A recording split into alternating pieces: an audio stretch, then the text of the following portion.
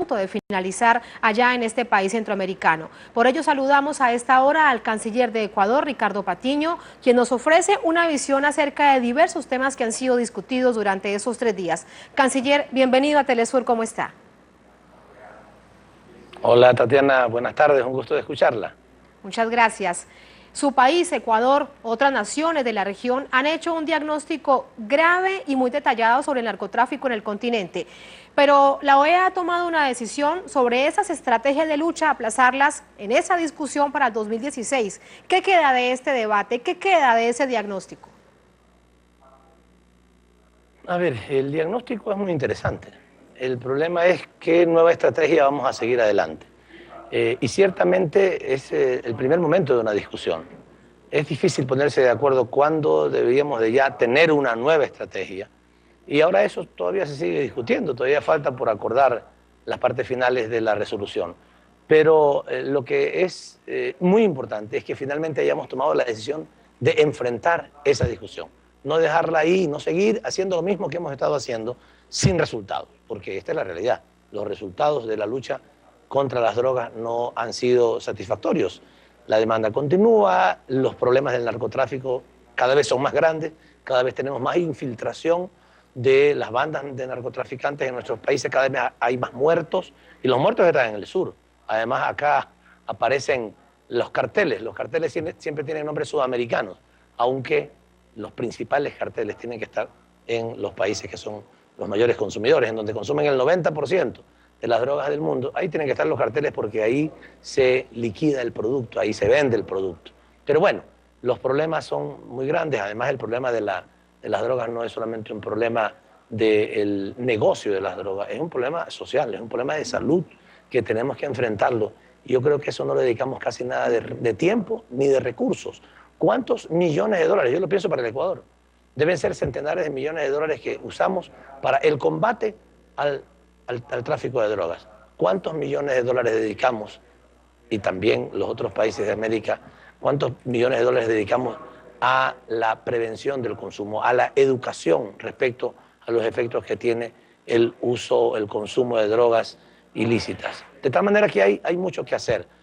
Hay que pensar también las propuestas de despenalización, de legalización.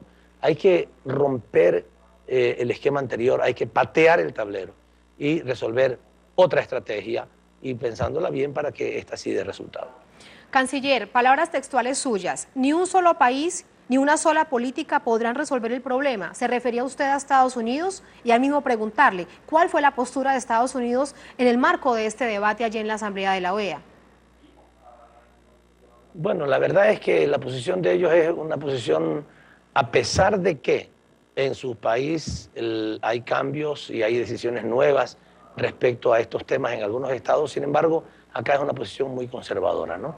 Y más o menos sigamos haciendo lo mismo, estamos dispuestos a seguir dando los recursos para seguir haciendo lo mismo y, en resumidas cuentas, hagan ustedes de policía y eviten que las drogas lleguen acá. La pregunta es, con toda la capacidad operativa que ellos tienen gente, máquinas en el espacio, esos aviones súper sofisticados, ven en la noche, en el día, bajo del mar, en todos lados.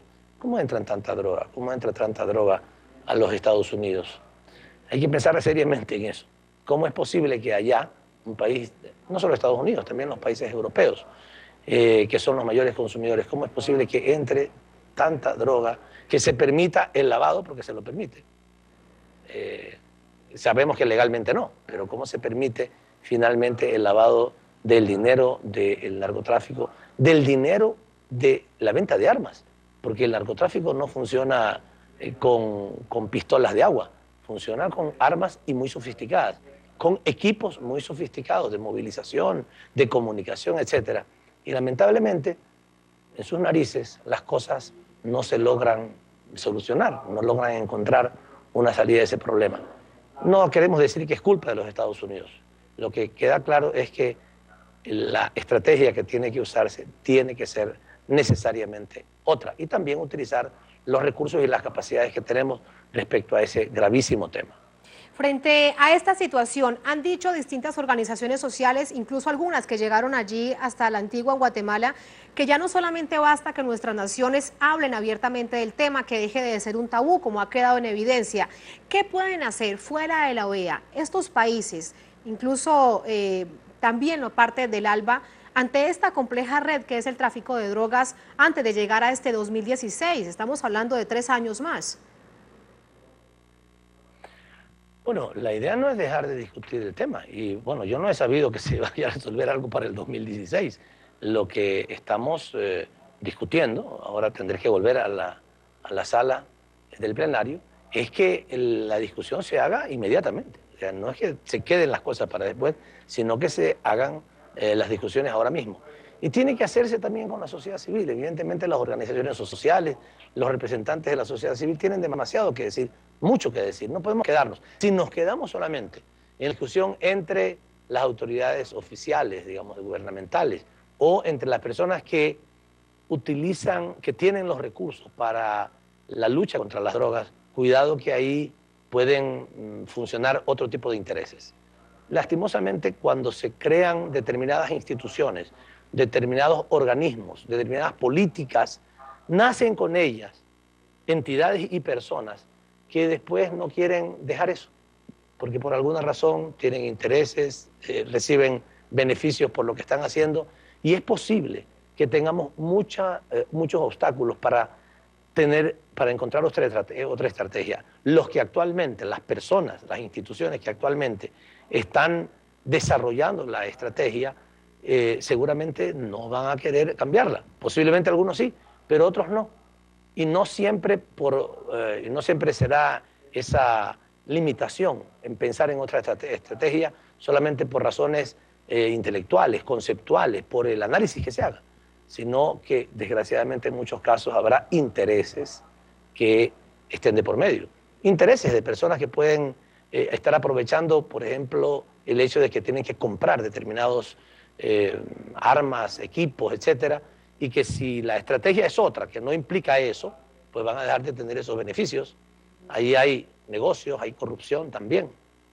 De tal manera que en esto hay que pensar que no solamente son las oficinas de gobierno las que tienen que tratar y resolver esto, sino también la sociedad civil, que posiblemente esté mucho más aterrizada en los problemas concretos que vive la gente respecto al problema de las drogas. Así es que la discusión tiene que ser una discusión amplia y no va a ser en el 2016. Tiene que, como ha comenzado hoy, como ha comenzado ayer mismo que comenzamos esta discusión, tiene que, por supuesto, mantenerse en este tiempo y lo más pronto posible tener una nueva estrategia para la lucha contra el fenómeno de las drogas.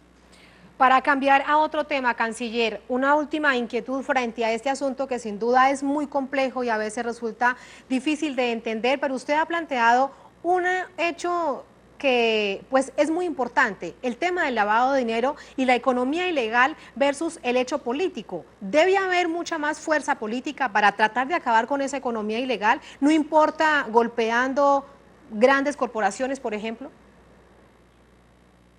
Sí, claro. Decíamos, cuando comentaba hace un momento a usted sobre esto, le decía que, por ejemplo, las empresas productoras de armas no van a estar muy contentas con que se disminuya la acción represiva y tengamos otro tipo de acción preventiva, educativa, etcétera, porque ellos dejan de vender armas y ese es un problema muy serio. Es una de las razones por la cual las guerras siguen existiendo, porque siempre habrá quienes fomenten las guerras. Los productores de armas tendrán siempre interés en que se sigan vendiendo armas. Y para vender armas tiene que haber conflictos, si no, no se venderían las armas. De tal manera que ahí hay un problema. El otro problema tiene que ver con los grandes carteles. Insisto en esto. ¿Cuáles son los carteles que se conocen? El cartel de Medellín, el cartel de Cali, el cartel de Sinaloa y algunos otros más. ¿Carteles de dónde? De los países sudamericanos. ¿Cuáles son los carteles? Y ese es un problema. Ni siquiera se visibilizan los carteles del norte, los carteles de Nueva York, los carteles de París, los carteles de Londres. Allá se consume la droga. Y allá tiene que haber, pues, estas grandes corporaciones de narcotraficantes que reciben la droga que llega de determinados países y las venden y después ese dinero no lo bajan, no lo ponen debajo de los colchones, sino que lo meten en los bancos. Ahí hay una asociación necesaria entre esos grandes carteles de la droga y los grandes banqueros, que son grandes lavadoras de dinero, en donde esos dineros finalmente se blanquean. Ahí hay grandísimos intereses y la investigación tiene que ir por ese lado, no por el lado que nos quieren hacer conocer, nos quieren hacer creer, y ustedes lo saben, hemos tenido tremendas discusiones con el famoso GAFI, el Grupo de Acción Financiera, que acusa a países pequeños de ser aquellos que no tenemos suficiente control del sistema financiero y supuestamente permitimos el lavado de activos. El lavado de activos no se puede lavar 300.000 camisas en una lavadora de 10 libras o de 5 libras. 300.000 camisas se lavan en unas gigantescas lavadoras y esas gigantescas lavadoras son los grandes bancos de los países del norte. Allí hay que cuidar las cosas. Y los grandes casinos, el Ecuador ya no tiene casinos, y los grandes negocios de azar, que el Ecuador no los tiene.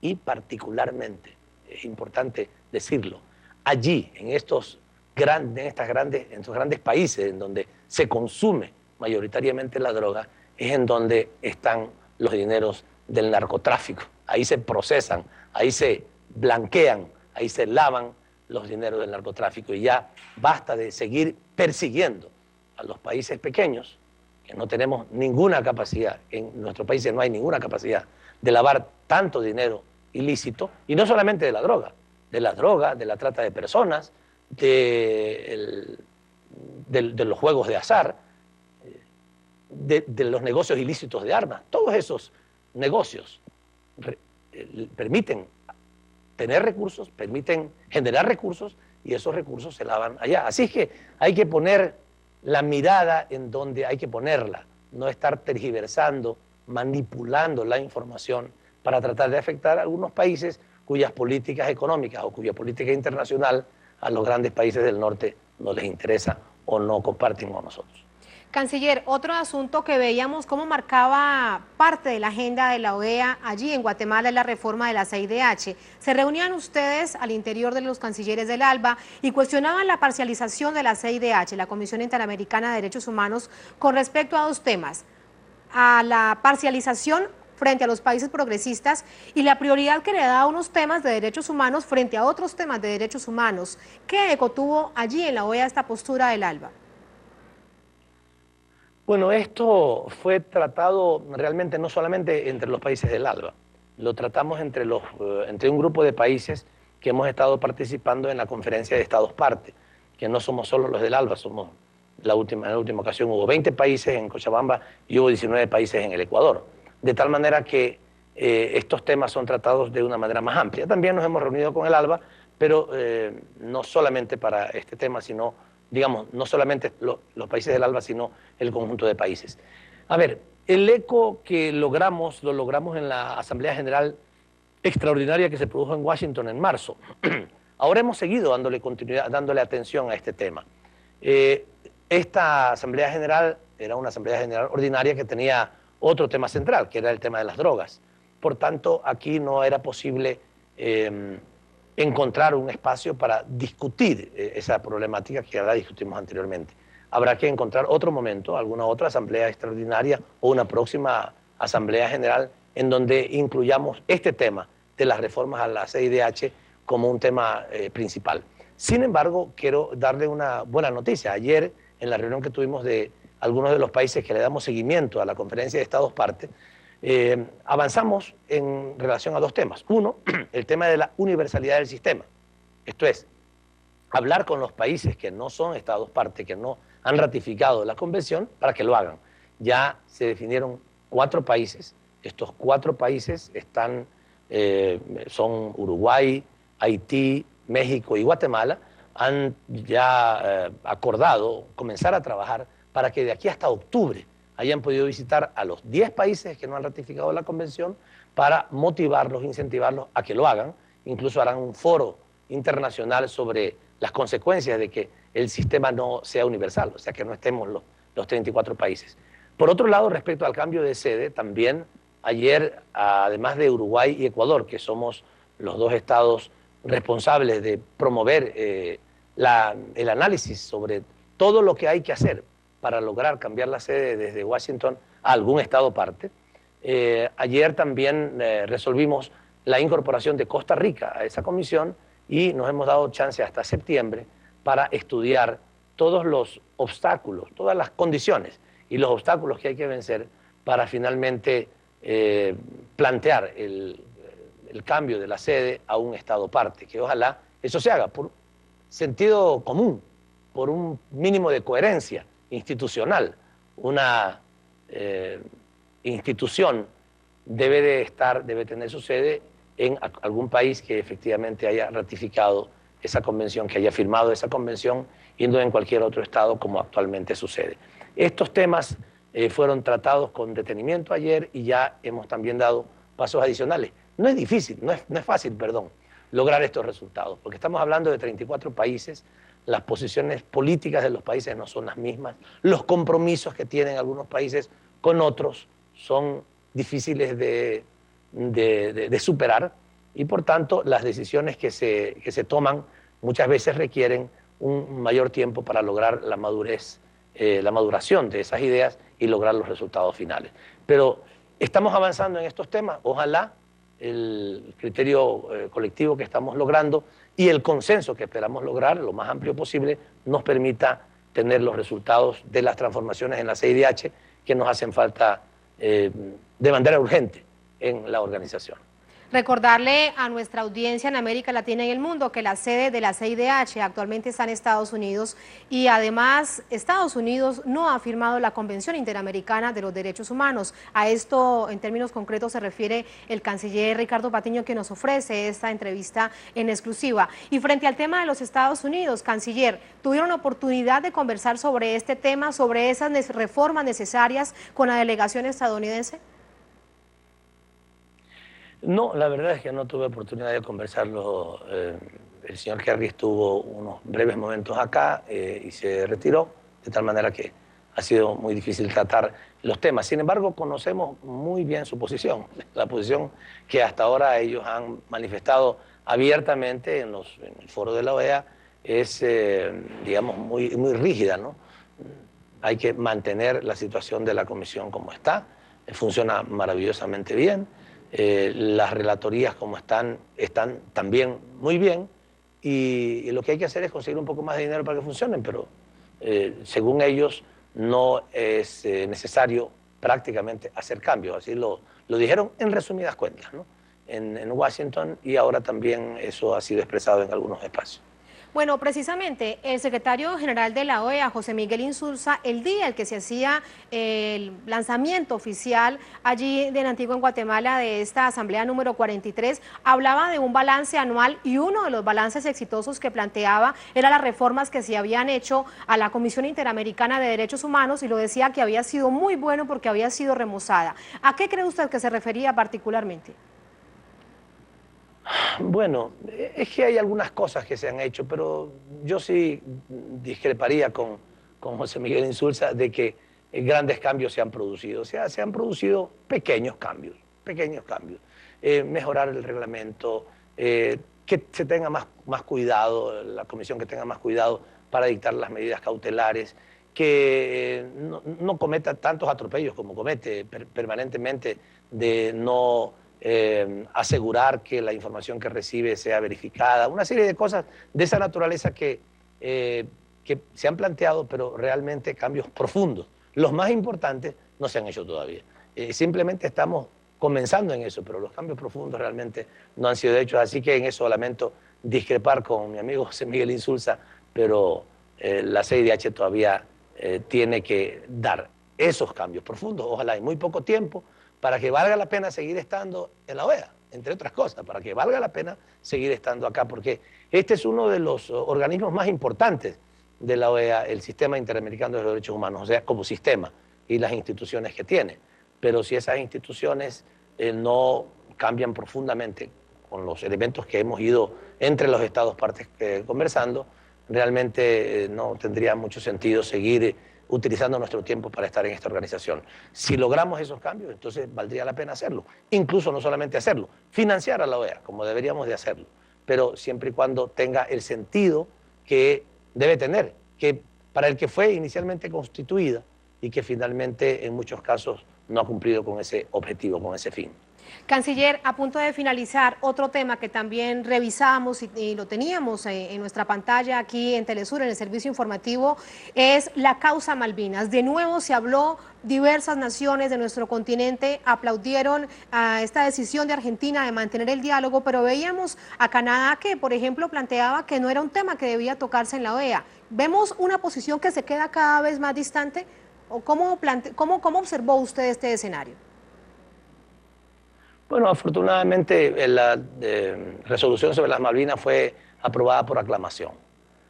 Ciertamente Canadá manifestó su respaldo, ellos son parte del Commonwealth y por tanto pues, entendemos que ellos no estén dispuestos a enfrentar al Reino Unido. Evidentemente decir que las Malvinas son argentinas, que no es esa la resolución, pero estas fueron las declaraciones de muchos de nosotros, de muchos países, y particularmente la resolución lo único que hace, lo único que plantea es que se sienten en la mesa de negociaciones, nada más. No plantea que las Malvinas sean argentinas, plantean que se sienten en la mesa de negociaciones el Reino Unido y Argentina para tratar este tema, nada más. Y sin embargo, ni eso siquiera quiso ser aceptado por Canadá. Respetamos la decisión de ellos, pero en esto hay un evidente consenso mayoritario, casi unánime, de los países del continente americano, en el sentido de que hay que exigirle al Reino Unido que acepte las disposiciones de las Naciones Unidas de sentarse en la mesa de negociaciones para solucionar el problema del colonialismo que todavía se respira en nuestro continente. Y bueno, la posición de otros países es una posición distinta. La posición del Ecuador es que las Malvinas son argentinas, sin lugar a dudas, que tiene soberanía y que debe tener soberanía sobre este país y que ya no seguiremos, no podemos seguir tolerando el colonialismo en el siglo XXI. ¿Cuántos años de invasión hacia nuestros países, de mantener una situación de colonialismo? Incluso después de la independencia de la mayor parte de los países, seguimos todavía teniendo colonias a miles de kilómetros de los países colonialistas, que todavía lo siguen siendo. Pensábamos en algunos ratos, decíamos, los ex países colonialistas. No, todavía sigue habiendo países colonialistas en pleno siglo XXI. Y es tiempo de que eso se termine y que América Latina debe alzar claramente su voz y decirle a aquellos países que regresen a sus lugares, que ya no sigan invadiendo nuestros países, que no sigan llenándonos de guerra en nuestros países, porque no solamente que quieren sacar el petróleo de las Malvinas, sino que llevan sus armas, sus buques de guerra a nuestra región y nosotros no queremos ser más una región de conflicto, de guerra, sino una región de paz. 14.000 kilómetros separan a Argentina del Reino Unido. Canciller, un placer como siempre, muchísimas gracias, buenas noches. Gracias a ustedes, buenas noches.